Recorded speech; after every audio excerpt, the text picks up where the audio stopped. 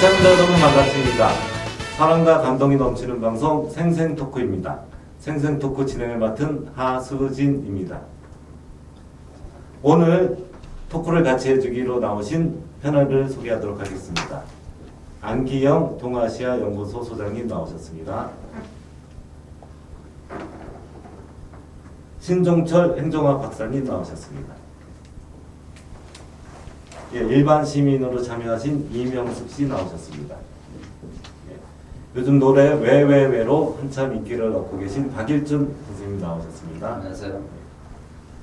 예, 나와주셔서 반갑습니다. 반갑습니다. 자, 문재인 정부가 이제 100일을 넘어서고 있는데요. 우리 시민들하고 국민들은 제일 다가오는 정책이 저는 복지 분야인 것 같습니다. 특히 의료보험 적용 문제에 대해서 많은 정책들이 발표되고 있는데 우선 이 문제에 대해서 먼저 좀 논할 필요가 있는 것 같아요. 자, 이 문제에 대해서 우리 안기영 소장님 어떻게 생각하십니까? 예, 소위 말해서 문재인 케어라고 하는 것이 일단 비급여를 없애서 의료보험 보장률을 높이고 또 소득 하위 계층의 의료보험 부담을 줄여준다는 차원에서는 긍정적이라고 생각합니다. 다만 이 문재인 케어의 재원을 어떻게 마련할 것인가 또 충분히 준비하고 이것을 시행하는 것인가에 대해서 여러 가지 좀 의심이 갑니다. 지금 뭐 비급여에 대한 보장이라는 거는 우리가 쉽게 얘기하면 의료보험에서 본인이 많이 부담하는 자부담 비율을 줄여주는 부분을 내던 부분을 비급여라고 그러고 그렇죠. 보험이 적용 안 되는 급여라는 부분을 네. 우리가 돈을 내는 부분을 급여라는 표현을 하는 거죠. 아니죠. 네. 아니 거꾸로 말씀드리는데 네. 그러니까 급여라는 것은 그 보험에서 네. 보험에서 부담하는 부분이고 위로보험. 이제 비급여 예를 들어서 뭐 엑스레이라든지 MRI라든지 또 초음파. 요즘은 그 로봇 수술 이런 거라든지 이런 것은 이제 비급여가 네. 되는데 본인이 부담하는 이번에 이제 문재인 케어에서 이야기하는 것은 성형이라든지 미용이 아닌 모든 부분을 다 비급여를 급여로 전환하겠다. 근데 문재인 케어 중에 많은 국민들이 참 공감하는 문제가 특히 치매 문제 아닙니까? 치매 문제 같은 경우에는 오래 아프신 부모님 모시거나 가족을 모시고 계신 분들은 그렇지만은 그 앞에 진짜 장기간의 효자 없는 거거든요. 그런 면에서 문재인 대통령이 지금 내세우고 하고자 하는 부분은 굉장히 좋은데 그런 부분에서 어떤 문제가 여러 가지 적용이 되는지 한번 가져가 저도 치매 환자들의 또 그 환자들의 가족들의 고통이 얼마나 심각한 걸 알고 있기 때문에 그 부분에 대한 보장을 높여주는 것에 대해서는 반대하지 않습니다. 다만 여러 가지 지금 준비가 안 된 상태에서 지금 갑자기 시행하다 보니까 여러 가지 그 재원 낭비 요소들도 많고 또 여러 가지 그 재원에 대해서도 지금 이제 추가로 보험료 인상 없다고 하지만 여러 가지 그 재원 대책들이 지금 안 돼 있지 않을까 이런 생각이 그리고 성찰 문제가 다른 문제입니다. 우리 신종철 박사님 어떻게 생각하십니까? 우리 저 안기영 소장님은 원래 네. 그 치매 병원에 대해서 적극적이시고 이러신 분이어서 네. 아마 이제 그 문재인 케어라고 얘기하는 이 복지 분야에 대한 관심이 많은 분으로 알고 있습니다. 네. 그래서 우리가 공감대가 틀리지 않습니다. 우리가 이 복지 분야는 사실은 여야 상관없이 몇 년 동안의 정부 과정에서 발전해 왔습니다. 확대되어 왔고 팽창되어 왔습니다. 때로는 어떤 정책은 약간 그 뭐랄까 선심적 또는 뭐 표를 얻기 위한 공약들도 일부 있었던 건 사실이지만 전체 흐름으로서 이것이 진행되었던 건 너무나도 명확한 사실이고요. 그래서 준비가 안 된다라는 걸 약간 우려와 걱정이 좀 많으신 부분이다. 우리 그 복지 분야에서는 이 분야에 대한 연구 또는 뭐 고민 그런 것들이 너무나 많이 축적이 되어서 우리 준비 안 됐다 이런 것 분야 이런 걱정을 하시는 거는 좀 이제 아닌 것 같습니다. 근데 문제는 정책은 의지입니다. 정책은 어떤 정책을 할 것인가, 무엇을 중점으로 할 것인가. 이명박 대통령이 우리가 알다시피 4대강 사업에 21조를 퍼붓듯이 본인이 그 정책이 중요하다고 사고를 했으니까 그렇게 진행했던 거거든요. 그러면 복지 분야 문재인 정부에서 복지 분야를 다뤄내면서 물론 문재인 케어에서 사실 이 부분은 이렇게 부각이 되는 게 사실 많은 것 같이 느껴지지만 많은 분야들이 있습니다. 많은 분야 중에서 특히 우리가 피부로 느껴지는 지금 치매 문제든지 또는 노인 문제든지 이런 복지물 당연히 확대돼야 될 일들을 어떤 면에 진행되어서 나타나고 있다는 저는 그런 수준으로 일단 보고 있고요. 두 번째 재원 문제에 대한 걱정들을 많이 해주신 게 고마운 일이죠. 잘 됐으면 좋겠다는 차원에서 재원을 재원 문제 검토하는 좀 있다가 좀 나눠서 재원 문제 많은 고민들이 되긴 되겠어요. 그래서 여러 가지 세금 올리는 문제 이런 문제도 있었고 좀 이따 같이 한번 얘기해 보고요. 우리 이명숙 씨께서는 지금 문재인 대통령이 취임한 이후에 네. 문재인 정부가 하고자 하는 병원비 걱정 없는 나라라는 표현과 이거에 대해서는 어떻게 들어보시면서 어떻게 생각하셨나요? 그러게요. 이제 뭐 제가 저는 얕은 그런 소견이지만 이제 병원 비급여를 확대를 하면 뭐 사실 저희는 조금 어디가 안 좋은데 본인 부담이 너무 커서 MRI 같은 거를 촬영을 못할 수가 있었잖아요. 근데 이제 그걸 이제 비급여를 크게 확대를 해주신다면 조금 본인이 그렇게 크게 우려되지 않는 그런 질병이 있더라도 무작정 막 이렇게 MRI를 촬영한다든가 그런 문제점이 있지 않나 그런 생각이 듭니다. 요거 같은 경우는 이제 결국엔 그거 아니겠습니까? 지금 암이나 이런 부분에서는 우리가 보통 병원비의 5% 정도 부담하고 나머지 보험 적용 안 되는 부분은 많이 내야 되는 그런 형태인데 이런 부분에 대한 한 분야가 아니라 이렇게 암이나 이런 분야에 대해서 넓혀가는 개념이지 않습니까? 그래서 이걸 어디까지 확정해야 되는지도 아직 논의는 좀 더 진행이 돼야 될 것 같고 그 중에 위료보험이 적용되는 약은 뭐고 위료보험이 적용되지 않는 검사는 어느 것까지 정리가 되나 아직 그것까지 투명하게 안 가서 조금 걱정은 많이 되고 있습니다만은 이런 복지 분야의 케어는 그전 정부에도 있었죠. 신 박사님. 네, 조금씩 진행이 된 건데 특히 박근혜 정부에서 4대 중증환자에 대해서 그러니까 그 정부마다 복지 단계들이 확정되어 온 흐름입니다. 이 부분에서 이제 특히 우리가 피부로 느꼈던 지금 이제 그 MRI나 아까 로봇 문제 또는 선택 진료 이런 건 심각한 문제 아니었습니까?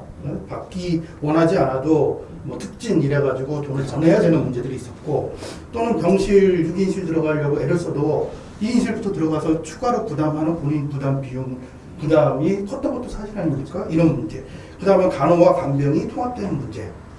간병을 따로 사서 그 부담을 한 달 이게 적은 월급 아마 우리 지금 최저생계 기준으로 보면 한 달 월급 자체를 다 넣어야 돼도 부족할까 정도 이러죠. 간병인비가 하루에 8만 원 있으니까 그렇게 되니까 그런 부담들에 대해서 해결해 주는 것은 너무나도 이렇게 좀 타당한 정책이 아니냐. 그리고 우리가 가장 지금 필요하고 시급한 또 말 그대로 서민들을 위한 정책일 수 있다. 이런 면에서 긍정적으로 생각하고 있습니다. 제가 준비가 좀 덜 됐지 않느냐 이렇게 이야기하는 것은 그러니까 이런 거죠. 복지 정책에 있어서 제일 중요한 것은 대상이 분명해야 됩니다. 그냥 모든 사람들한테 일률적으로 적용해 버린다든지. 예를 들어서 전 정부에서는 예를 들어서 4대 중증에 대해서 집중적으로 지원하겠다는 거였고 지금 준비가 안 됐다는 부분은 그런 거죠. 예를 들어서 오늘 병원에 갔는데 이 병원에서 엑스레이를 찍었는데 그걸 다른 병원에 가면 똑같은 가져가면 되는데 이게 이제 만약 급여로 바뀌어 버리면 여기서 가져갈 필요 없이 또 가서 찍어도 그 적용된다는 거거든요. 또 로봇 시술도 꼭 필요한 거 아니어도 이제는 급여가 되면 가서 로봇도 시술 받아야 된단 말이죠. 그러면 어마어마한 것들이 그 재원들이 낭비될 요소들을 가지고 있는데 이런 거에 대한 충분한 준비라든지 이런 게 안 된 상태에서 모든 것을 성형하고 미용만 빼고는 다 급여로 다 전환하겠다 이렇게 해버리는 것은 이건 낭비적이고 좀 더 그 의료계의 의료계의 의견을 이기주로 볼 게 아니고 충분히 그런 의견을 들어서 준비를 한 다음에 해도 늦지 않는가 이런 생각이 들어서 좀 절속으로 하는 게 아니냐 이런 생각을 하죠. 박 선생님 어떠세요? 어떻게 인생에 사시다 보면 어려운 환자들이 어려운 경우가 많지 않습니까? 특히 우리 뭐 사실 그 아까 뭐 병이 크게 걸리거나 예.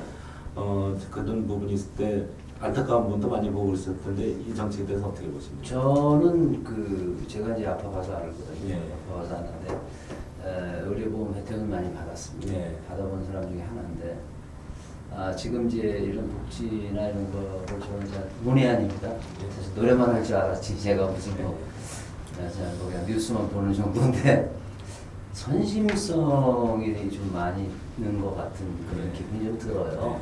그리고 물론 어떤 우리 대통령께서 소신이 있으니까 그렇게 하시는 것 같은데 어떻게 좀 잘못 생각을 하다 보면 브라질의 룰라 대통령이 복지를 많이 해서 결국 많이 망가졌다는 뉴스를 많이 접했어요. 그래서 너무 복지에 그렇게 치우친 거 아닌가. 그리고 이제 비급여, 급여 이런 것들 주시면 앞으로 또 5년 후가 좀 제가 걱정이 좀 됩니다. 5년 후에 이제 저 야당에 지금 그 얘기를 하고 있죠. 5년 동안 니들이 다 하고 나면은 나중에는 어떻게 할 건가 이 문제가 정확히. 네, 그래서 5년 후가 좀 문제가 되고 아무튼 대통령께서 이렇게 좀 내놓으신 거니까 예. 소신 있게 한번 해보시면 예. 국민들한테 그 공을 얻을 것 같습니다. 그래도 뭐 정말 병원에 지금 중증장애인 4대라고 그러지만 많은 부분을 커버하고 있습니다. 정말 어려운 뭐 백혈병이나 이런 분들 적용 안 되는 분들 큰 도움이 되는 건 맞는데 좀 전체적으로 조금 다시 이렇게 조율할 필요는 있다 이런 생각들 하시죠. 근데 결국에는 지금 말씀하신 중에서 의료비 OECD 중에서 예. 의료비 비율 부담이 우리가 지금 36.8%입니다. 그리고 멕시코가 40.8%인데 우리가 OECD 중에 꼴찌에서 두 번째입니다. 정도 되죠. 거의 꼴찌죠. 40%하고 36.8%니까 거의 밑바닥을 헤매고 있는 거고요. 따라서 가게가 직접 부담하는 의료비 비율이 36.8% 과다한 부담입니다. 이 부담을 낮춰야 된다는 게 하나고요. 두 번째는 우리 안 소장님이나 이렇게 많이 걱정해 주시는 분들이 한꺼번에 이거를 이렇게 하면은 얼마나 잘할 수 있을 것이냐 또는 실수가 있지 않겠느냐 또는 아까 같은 불합리한 일들이 있지 않겠는 우려를 하지만 이 지금 이 3,800개 항목을 적용하는 게 2020년도까지입니다. 내년 1년 사이에 한 번에 진행되는 것이 결코 아니기 때문에 5년이나 기간이라고 하면 우리 지금 시스템으로 이 말이 3,800개 항목이죠. 비급여 항목들을 조정하고 맞춰내는 것 또는 뭐 필요하다라고 하면은 그런 불합리한 요소를 조정하는 것 정도는 우리 시스템 충분히 해결할 수 있지 않나. 전적으로 저는 공감하는데요.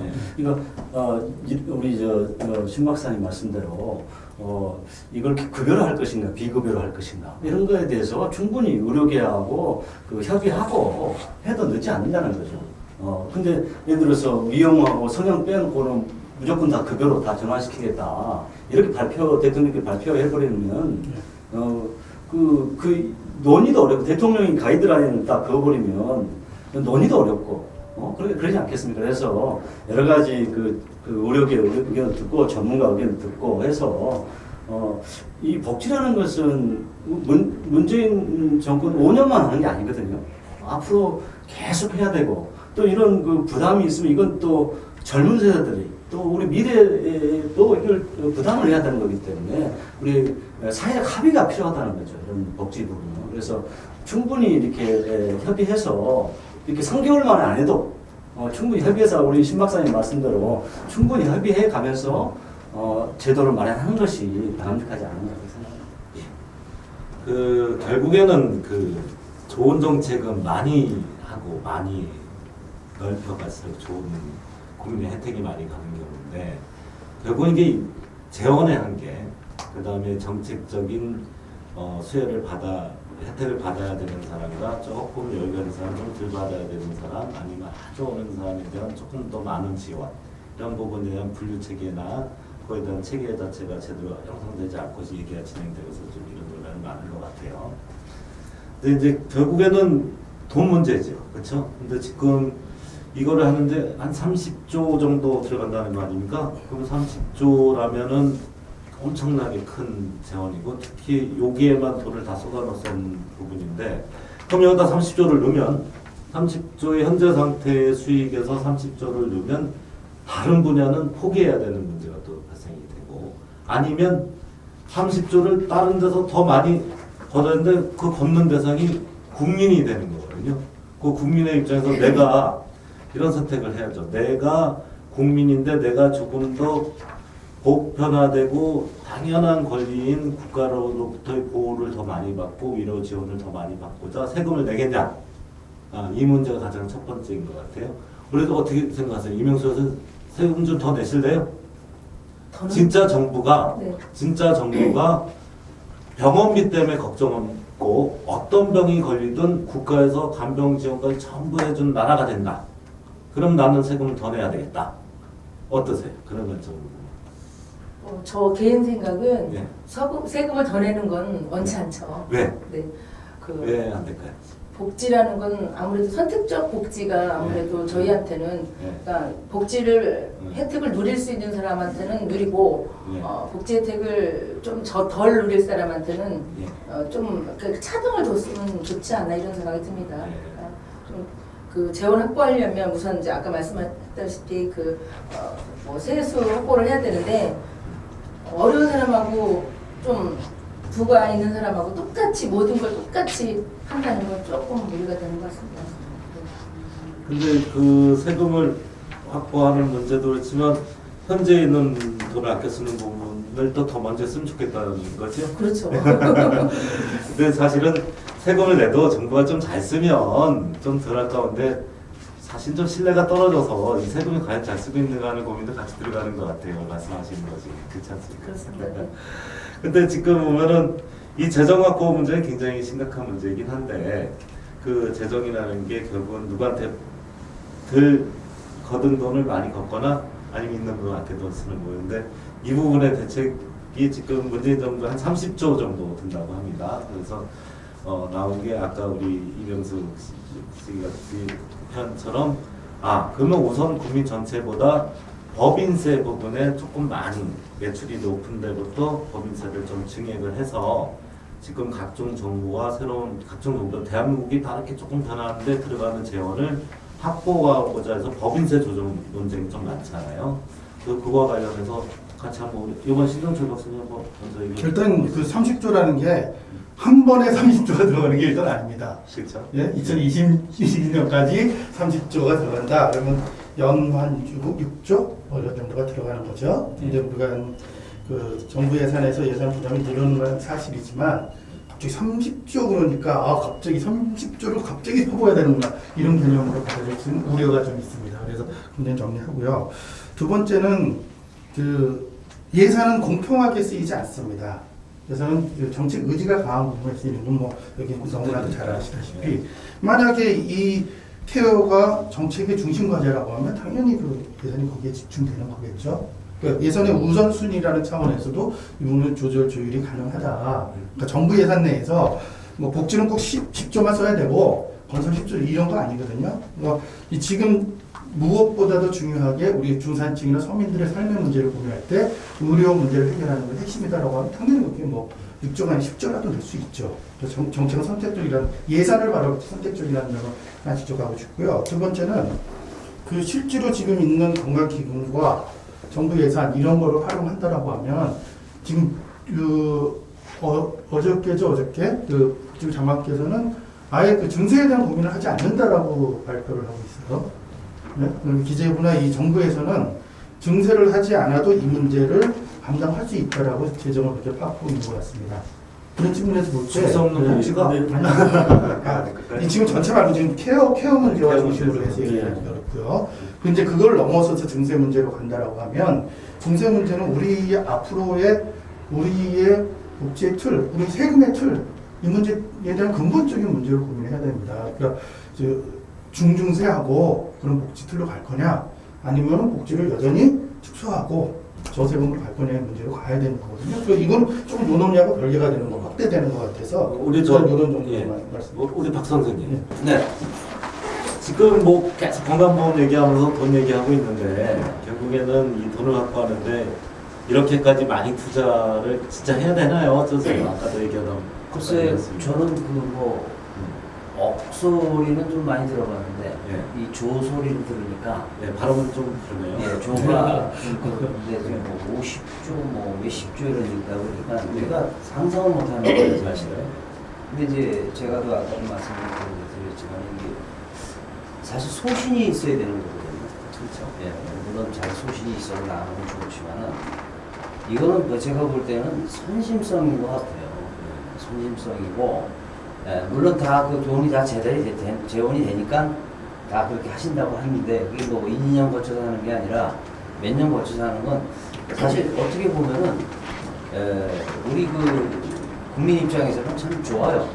뭐 해준다 하면 좋은데 너무 복지를 많이 하다가 그 제가 그 신문에서 뉴스나 이렇게 보면은 브라질의 그 룰라 대통령이라는 분이 그래서 망가졌다는 얘기 제가 들었어요. 네. 너무 복지에 이제 하는 바람에 그래서 그 제가 볼 때는 좀 이게 국민한테 자꾸 물어볼 게 아니라 아까도 말씀드렸지만 소신이 있게 하면서 우리 국민이 사실 지금 어떻게 보면은 그 종합병원 가서 이렇게 보면요 전부 사람들이 굉장히 많습니다. 그렇죠. 이게 서울에서만 가는 게 아니라 요즘에 뭐 KTX가 생겨서 뭐 그냥 뭐 지방에서 다 올라오는 거예요.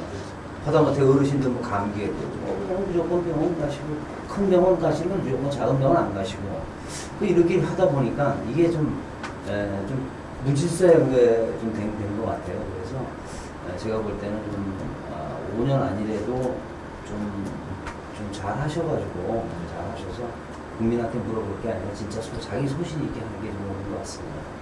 아까 우리 안기훈 소장님 말씀하시다 보니까 우리 박 선생님 말씀 듣다 보니까 그 소신 있게 하는 건 좋으나 결국은 여러 가지 준비가 될 된 부분 그 부분에 한번 조금 좀 진지하게 토론 두 분이 한번 해볼까요? 네. 우리 여야 입장이 좀 다르셔서 예. 그 MB 대통령 시절에 네. 그 사회형 사람들에서 제일 많이 그 야당 녀석들이 당했던 것이 한 번에 그 결속으로 한다 이런 거 아니겠습니까? 그래도 뭐 녹조가 네. 되더라고. 근데 마찬가지로 이번에는 이제 복지를 가지고 그렇게 하는 것 같은데 저는 복지를 확대하는 것에 대해서는 찬성입니다. 그건 찬성인데 그렇지만은 이것이 이 돈을 이렇게 뿌려주는 막 뿌리는 낭비가 돼서는 안 되는 것이고 적어도 이것이 뭐 5년만 우리가 지금 5년만 할 게 아니지 않습니까? 우리도 이게 지속 가능해야 되고 이런데 지금 이제 지금 이 문재인 계획하는데 총 30조가 소요된다고 해요. 근데 그 중에서 20조는 그 건강보험 그 이익 준비금 을 가지고 하고 나머지는 이제 우리가 1년에 건강보험에다가 우리 정부에서 지원하는 게 한 7조 원 정도 되거든요. 이걸 좀 더 늘려서 30조를 충당하겠다. 그런데 그러면 자 첫 번째 문제가 그러면 이 30조 5년 동안에 이게 쓰고 나면 그 다음에 어떻게 할 것이냐. 그 다음에는 문제는 국민들이 다 부담해야죠. 그리고 20조 이 쓰겠다는 20조도 이렇게 쓸 돈이 아니고요. 이것은 뭐 이익금이라고 표현했는데 이익금이 아닙니다. 이것은 그 건강보험의 법정 준비금이에요.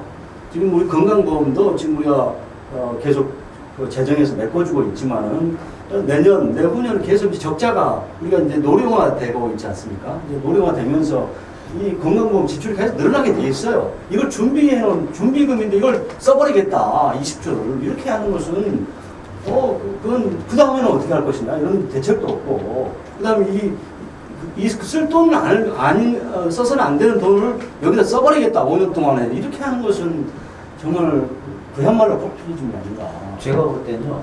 예. 제가 볼 때는 다음 정부에 남기는 거 아니에요 혹시? 그 다음 정부에? 아니 그러니까 이게 이 부담이 우리 세대만 부담이 되는 게 아니고 이 부담은 이제 청년들한테 가죠. 앞으로 이 보험료 또 연금 부족한 부분들은 이제는 미래 세대들이 부담을 해야 되는 겁니다. 근데 만약에 우리 청년들이 지금 뭐 취업 때문에 바쁘고 이러니까 또 이 관심이 지금 없지만 이거 아마 청년들이 이걸 알면 아마 가만 안 있을 거예요. 아니 그러니까 제가 하는 얘기는 지금 이거 하고 다음 정부에서 예? 부담할 수가 없죠. 부담을 다음 정부 갖지 않겠냐 이거. 부담을 갖죠. 우리 다음 저 정부에. 박 선생님 얘기가 요즘 야당에서 나오는 현재를 위한 미래 세대한테 폭탄 돌리기 소설인데요. 예. 그 폭탄이 결국엔 다음 정부도 미래 세대가 결국 다 짊어져서 아무 감당 없이 터져버리는 그런 얘기들이 이제 좀 많이 나오는데 그건 뭐 대표적인 예가 네. 아까 사장님도 얘기했지만 네. 무상보육은 말 그대로 박근혜 정부에서 아무 준비 없이 무상보육 터뜨렸던 그렇죠. 거거든요. 그래서 시에다 네, 정부도 준비 투자 제한이 없었고 들고 정부가 그냥 하나. 네, 맞습니다. 떨어뜨려 놓고 그 다음에 최종 대책 없으니까 지방 정부에서 책임져라 이랬던 것들이 대표로 사람이다. 그런 졸속적인 걸 하지 말자는 거에 대해서 저도 뭐 동감하고요. 당연히 동감하는데 왜 복지 문제가 왜 졸속적입니까? 아까 말씀드린 것처럼 복지 문제만큼 준비가 많이 되어 있는 분야가 없습니다. 네? 이 분야에 대해 이 분야만큼 연구가 많이 되고 준비 많이 되어진 부분이 없다라고 감히 얘기할 수 근데 있고요. 돈이 아니 그다음에 5년 후에는 어떻게 하실까요? 아니 더 제가 어떻게 말해요? 일단 하나 지금 우리가 지금 재정 문제만으로 본격적으로 들어가려면 이래야 됩니다. 재정의 세입과 세출의 부담 이런 것들이 어떻게 가능을 얘기해야 되는데 갑자기 복지 예산이 30조인데 화난다고 치지 마. 이거에 대해서 어떻게 책임질 거냐 이렇게 가면 이거야말로 본질을 호도할 수 있는 우려가 있습니다. 예? 30조나 어마어마한 돈이 들어가는데 그럼 후대에도 맡길래? 어떻게 할래? 이렇게 가면 마치 큰 문제가 터진 것처럼 얘기가 되어지는 거거든요. 아까 말씀드린 것처럼 30조가 한 번에 들어간 30조가 아니고요. 5년간의 30조라고 분명히 말씀드렸습니다. 그럼 1년에 6조 내지 뭐 7조, 8조 이런 정도의 부담들이 늘어나겠죠. 그럼 세수 부분에서 지금 현 정부에서 증세를 안 하겠다라고 하는 이유 중에 하나는 자연 세수 증가분과 그 예산 관리를 하면 10조 정도 들어가는 부분을 책임질 수 있다라는 차원에서 지금 세수 증가도 안 하겠다라고 얘기하는 거거든요. 세수에 대한 전문가들은 우리나라의 구조가 중세 구조로 변해야 된다고 얘기를 하고 있고 저도 그 부분 동감합니다. 세금을 많이 내고 좀 많이 혜택을 많이 받는 그러니까 핀란드 같은 경우 퇴직하고 나면 걱정이 없거든요. 전기 기술자로 있다가 요트 타고 다닙니다. 부럽죠. 그분들이 처음 세금 낼 때는 어떻게 도둑놈 같은 정부에서 월급의 50%를 가져가냐 이런 불만을 했는데 지금 이제 다 노인들이 되고 나니까 지금 걱정이 없거든요. 우리나라는 노인의 50%가 빈곤층입니다. 우리 지금 기준에 빈곤층에 해당되는 게 50%입니다. 당장 살기도 힘든 상황입니다.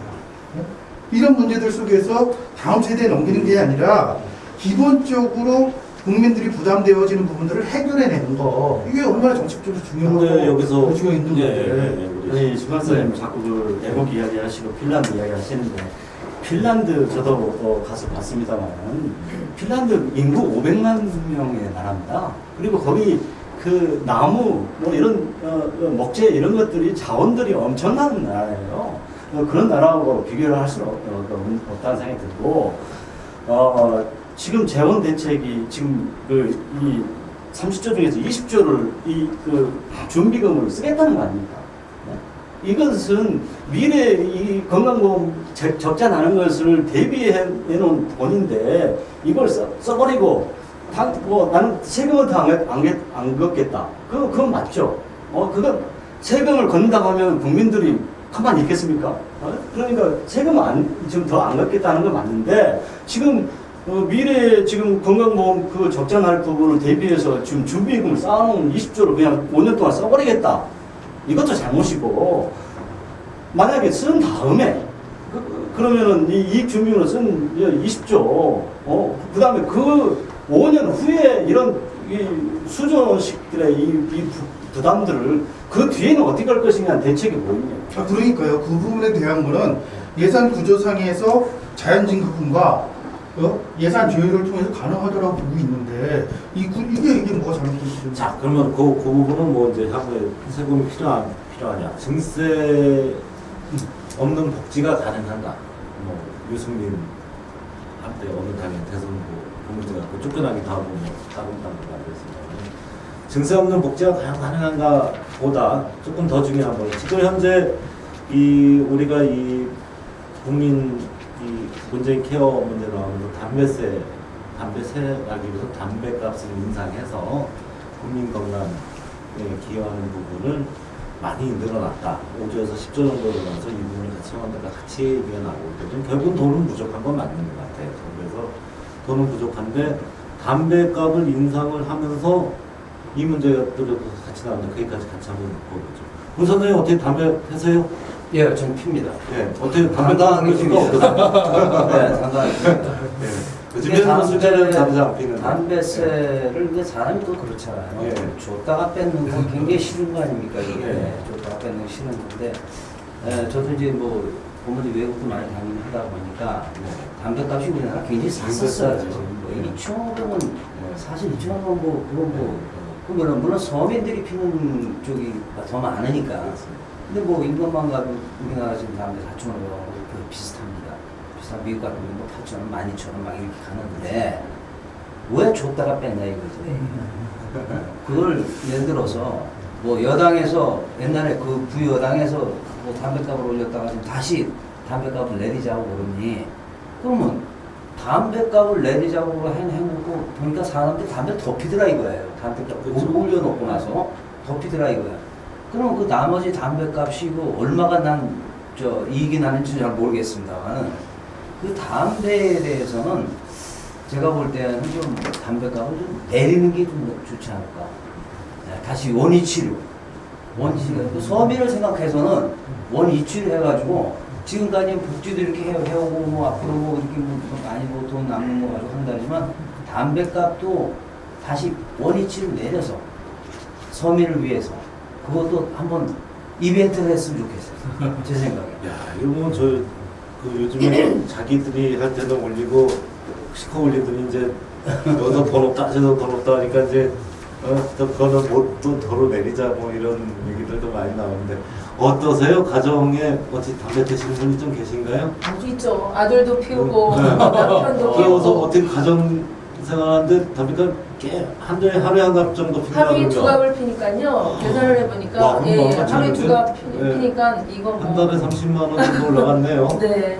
아, 이거 막강하고 네. 이건 좀 담배가가 조금 제가 문득 네. 생각나는 건데 네. 전 신랑이 35년을 공직 생활 하다가 퇴직을 했어요. 네. 재작년 퇴직을 네. 했는데 이제 퇴직을 하면 퇴직연금 소득이 있어요. 근데 이제 거기서 지금은 이제 자녀한테 지금 의료보험이 올라가 있어요. 퇴직한 상태니까 그렇죠. 자녀한테 의료보험이 올라가 있는데 내후년부터는 이제 독립을 시켜야 된대요. 연금생활자리. 네, 독립을 시키고 의료보험도 지금 연금이 한 280 정도 되는데 의료보험이 20만 원을 뗀대요 이제. 예. 2년 후에는 네. 이게 그 세금 인상이 그런 데서 나오는 거 아닐까요? 세금이란 표현할 수 없습니다만은 결국에는 그 정보 제공. 인상이죠. 네네. 그런 거. 뭐 담배 인상 얘기하다가 담배값 인상 얘기하다 문득 생각나서. 우리 안기영 소장님께서는 계속 예. 야당 쪽 발언을 많이 해주고 계시고 그러시는데 저는 어떠세요? 담배- 담배값을 줄여서 다시 담배값을 낮춰서 이런 부분이 국가의 지원되면 준다. 결국 줄게 되면 뭐 이렇게 논리적 방식 계산이 나오는데 그런 거까지 다 빼버리면은 어떻게 이게 국가가 어떻게 운영된다? 우리 자유한국당에서 담배값을 내리자고 하는 것이 당론이 된 것인지 아니면 우리 홍준표 대표 생각이 아직 제가 정확하게 모르겠는데 저는 담배값을 인하하는 것은 좀 반대입니다. 물론 그 담배값이 흡연이나 금연에 어느 정도 영향을 미치고 있는지는 잘 모르겠으나 이것은 어떤 세수 차원의 문제도 아니고 어떻게 보면 국민의 건강 차원의 문제가 되거든요. 그 다음에 이제 비록 야당이지만은 그 여당의 어려움은 알죠. 그 나라 살림을 하고 또 이제 제일 크게 들어가는 것이 지방자치단체 자기가 살고 있는 시군에 담배를 피우면은 그 시군부가 지방세로 들어가죠. 시세로 돼 있어서 시군 살림 재원이 되거든요. 그래서 물론 이제 그래서 흡연자들은 우리 동네에서 담배를 사세요라는 이 현수막도 붙이고 그게 저는 아주 이 담배를 어렵게 끊어가지고 하도 못 끊어가지고 한번 끊은 다음에는 굳게 마음먹고 지금 한 10년 이제 한 10년 됐습니다. 담배값을 그렇게 올렸으면은 그 흉측한 그림 있잖아요. 예. 그림을 없애줘야 되는 거 아니에요? 원래는 그 담배값을 올리면서 지금 얘기가 좀 딴 데로 가겠습니다만 담배값을 올리면서 국민 급여 정책이나 이런 부분을 해서 국민의 건강을 향상시키는 목표이니까 그럼 담배를 덜 피게 하기 위해서 그림에 같이 넣고 금연센터든 담배와 관련된 여러 가지 질병에 대한 예방 조치를 하겠다 이런 차서 만들었는데 그게 뭐 이루어지고 있는 것 같지는 근데 없죠. 지금 내가 내가 박 선생님도 안에 끊어버리시죠. 그렇게 생각하지 않고요. 어떻게 생각을 하냐면은 차라리 국민 건강을 생각하고 뭐 진짜 담배 거기 그거 그림하는데도 돈이 들어갈 거 아닙니까? 예. 그러면 담배를 아예 안 팔아버리면 되잖아요. 아예 팔지 말면은 예. 그럼 뭐 밀수라든 뭐라든 뭐 아예 안 팔아버리면 안 필 거 아니에요 담배를. 네. 그 팔면서까지 뭐 이거 피지 말아라 국민들 건강이 뭐 나쁘다. 저는 애연가로 한 얘기가 아니라 그게 아니라 아예 팔지 안 파는 게 낫잖아요. 그렇게 말씀 들으니까 또 나름대로 또 자, 지금 얘기가 좀 바깥으로 나갔는데 다시 좀 우리 주제 한번 들어오면 그러면 이 담배값을 하자 그랬던 분들은 이제 야당이 됐다고 담배값 다시 낮춰서 이렇게 하자 그러고 담배값을 올리자고 반대했던 지금 여당이 된 더불어민주당 쪽에 전 정부 쪽에서는 그거 어떻게 내리냐 이런 재원도 부족한데 이런 얘기 되는데 우리 신 박사님 그 담배값이나 법인세 인상까지 해서라도 우리 국민들 전체의 위로 부분을 뭐 특별히 오늘 얘기하고 있습니다만은 복지 부분이 혜택이 넓어지는 것이 결국 우리 정부의 방침이기도 하고 진보 정권의 원래 목표이기도 하지 않습니까? 그래서 그런 부분을 한번 어떻게 근데 담배값 저도 안 소장님과 마찬가지고요. 저희가 야당일 때 반대했는지를 잘 모르겠어요. 이러고서 반대했다고 그러는데 저는 뭐 당연히 올려야 된다 이렇게 생각했던 거고 그 목적 그대로 이 담배값을 인상한 건 국민 건강 증진을 위해서 올린 거거든요. 그래서 올린 만큼을 거기에 쓰게 되어 있는 거거든요. 효과가 있다.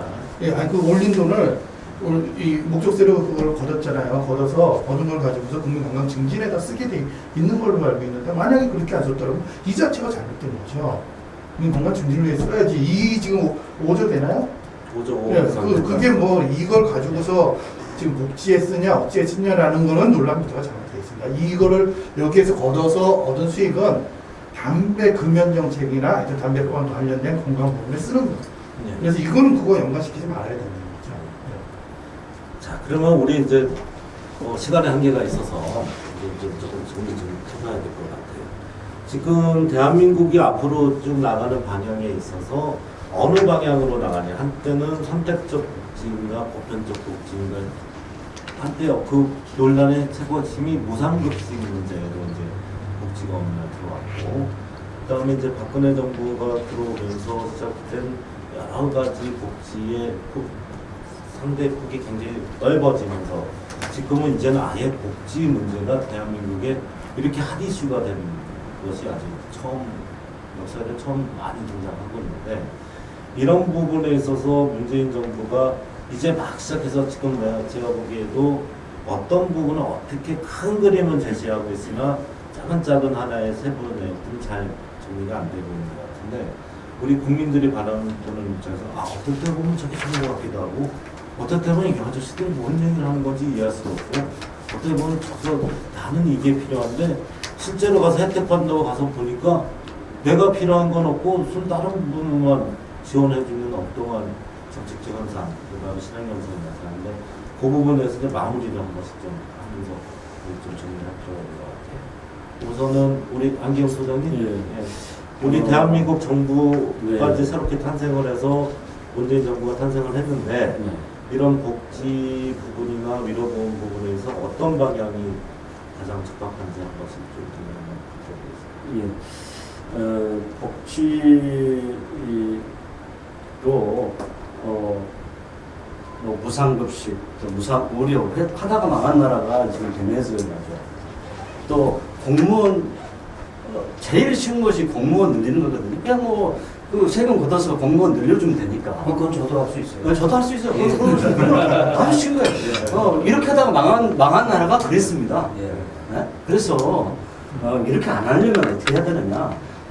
제가 뭐 복지를 반대하는 게 아니고 그렇게 포퓰리즘이 아닌 진정한 복지를 되려면 적어도 우리 그 서유럽 선진국에 했던 그런 복지 그런 복지가 돼야 된다고 생각하고요. 그러려면은 적어도 이게 지속 가능해야 되고 그 재원 대책이 있어야 되고 그 다음에 제일 중요한 것이 이게 포퓰리즘이냐 사실 표를 놓기 위해서 하는 거냐 아니냐를 판가름할 때는 그것이 대상이 분명해야 됩니다.